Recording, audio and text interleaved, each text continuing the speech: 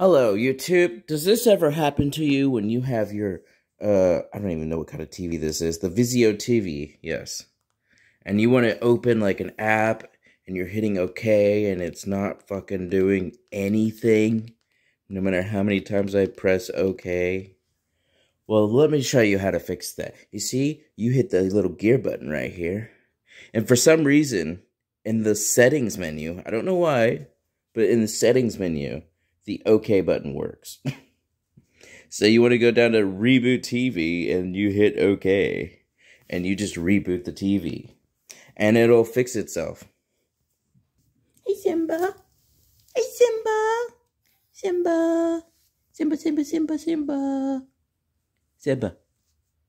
Simba. Say meow. Come on, Simba.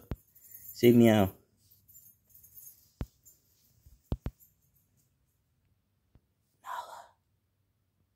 Nala.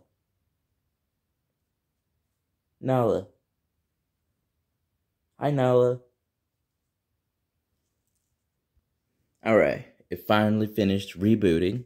So now that it's done rebooting, let's go back to YouTube. And the OK button works now. Alright. Good day, sir.